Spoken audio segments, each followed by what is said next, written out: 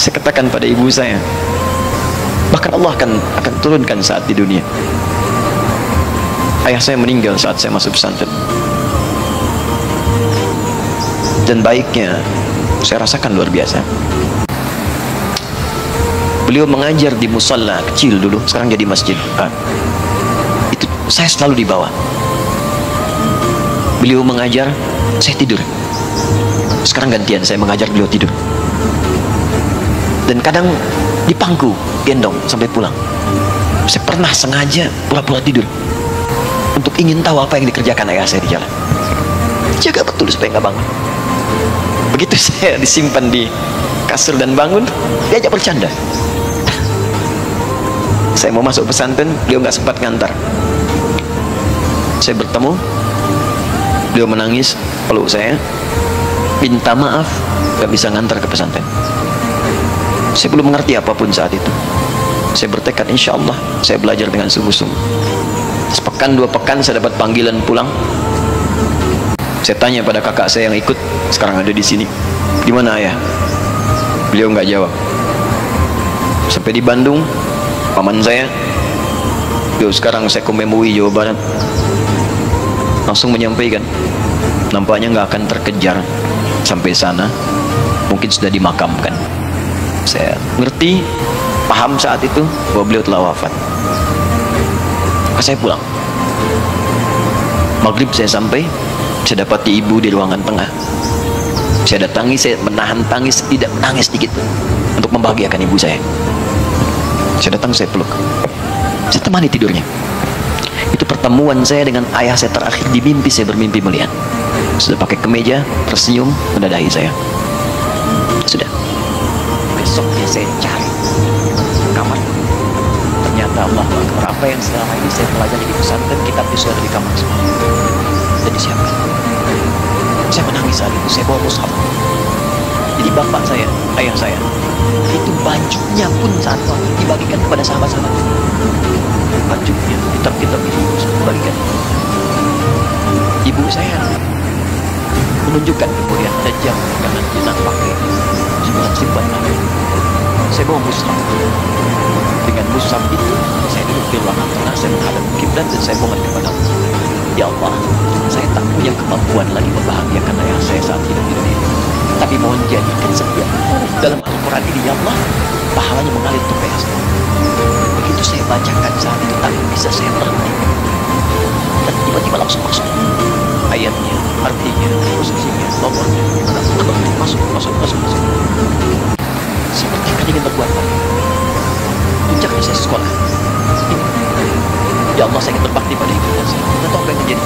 Demi Allah saya katakan, ketika Anda bersama ibu saya bukan itu krisis 97 banget. Krisis. Saya masuk ke sana. Saya diberikan sempurna bekal seperti anak-anak lain. Rupanya ibu saya sudah tanya kepada santri-santri, orang tuanya, berapa bekal Anda kasihkan? Dikasih yang paling tinggi itu. Itu dikasihkan pada kami tiap bulan. Saya terima. Satu kali libur saya pulang dari jauh, ibu saya tersenyum melihat dan timur pakaian saya. Begitu saya tiba, kaget saya. Ikut pakaian ibu saya. Pakaiannya tak cocok pakai gitu. Ini bukan pakaian ibu saya. Kayak kempel lah kalau sekarang. Saya masuk ke rumah, saya kejar, saya buka pakaian lemari. Saya nggak temukan sedikit. Saya kejar kakak saya. Dia sudah siapkan makan. Kakak perempuan kami yang kedua. Mana pakaian ibu saya? Kan jawabannya. Dia menangis. Dia bilang, mama itu telah menjual semua perhiasan dan pakaiannya untuk pendidikan kamu. Jual. Untuk kita kan? Jual. Dan bertahan dengan 150.000 per bulan saat krisis. Jadi rupanya ibu saya itu makan nasi sehari cuma sekali. Beliau mengajar. Di berangkat sekolah itu cuma makan pisang, minum kopi, makan nasi di malam.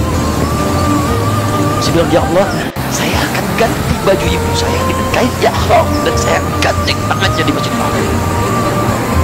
Itu apa yang terjadi? Begitu saya kuliah di Libya, alhamdulillah, saya berangkat, saya mulai mengajar, saya serius belajar. Saat itu kemudian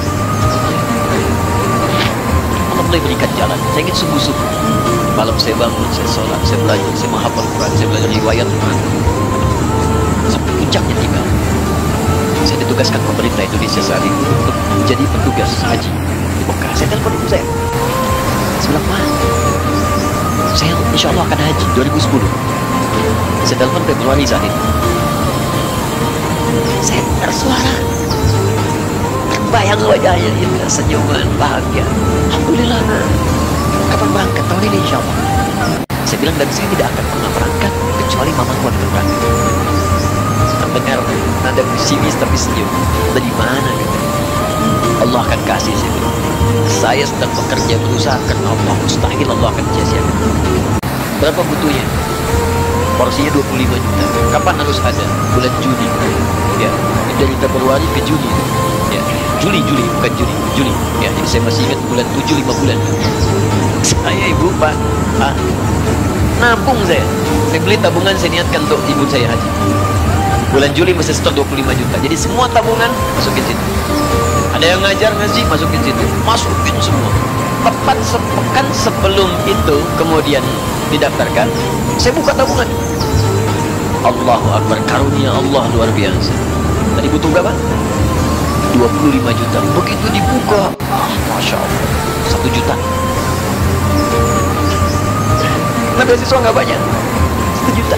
Tapi 3 hari sebelum daftar, entah dari mana ibu-ibu pengajian di KBRI datang. Ustaz, ibu katanya mau haji juga ya? Ustaz mau haji ya? Ibu ikutnya? Sudah nggak usah dipikirin, nanti kami yang pikirkan semuanya.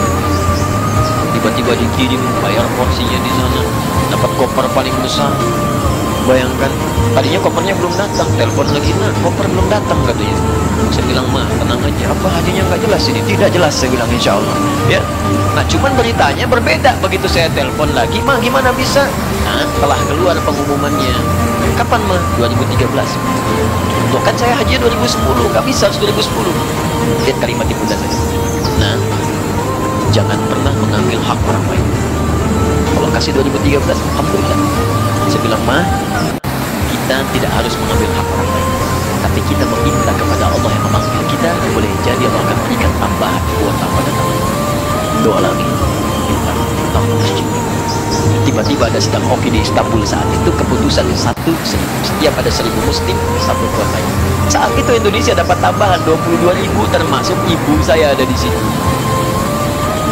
Ya, acara malam Al-Qadar 27 Ramadan, malam masih ingat betul, saya jadi MC dengan rektor pada saat itu. Saya nggak pernah bawa handphone, tiba-tiba handphone itu saya bawa, berbunyi kemudian telepon itu. Saya minta pada rektor izin, saya angkat dulu, diperkenankan. Saya kemudian ke belakang masjid, saya angkat, tiba-tiba saya dengar suara sedang menangis. Nah, katanya, kenapa, Ma? Alhamdulillah, Mama bisa haji. Kita kuota itu termasuk ibu saya 5 bulan, Pak. Kayak biasa, nggak bayar tambahan, nggak ada macam-macam, bisa berangkat. Begitu saya berangkat duluan, saya tungguin betul di apartemennya, di maktabnya sampai datang. Begitu sudah datang, saya nggak sabar, saya lihat dari jauh. Bahagianya saya bisa mengganti pakaian tadi yang lusuh dengan kain ihram. Saya perhatikan, saya ikuti dari belakang. Di lift, saya ikuti. Di jalan, saya ikuti. Itu sampai Masjidil Haram, saya gandeng anaknya. Ma, kita sama-sama. Terbaik Allah, terbaik la syarika.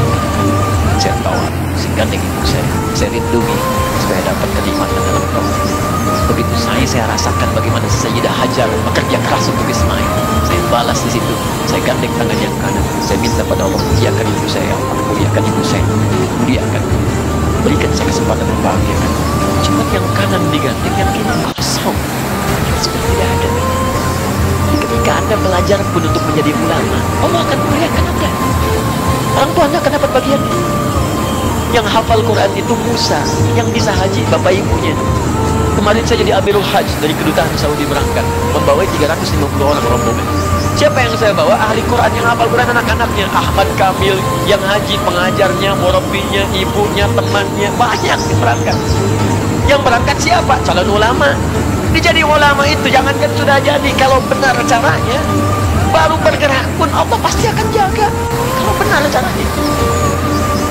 Di satu pertanyaan tadi, pilih mana orang soleh atau ulama? Jangan pisahkan, karena jadi ulama itu adalah tingkat tertinggi bagian dari orang soleh.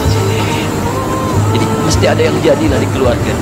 Pilih satu mungkin ahli Quran, dua ahli hadis, yang lain dunia, tapi dunia diniatkan membantu ibadah. Jadi arsitek buat bangun masjid, bangun pesantren, pahala banyak. Insya Allah akan dibuka oleh Allah. Insya Allah.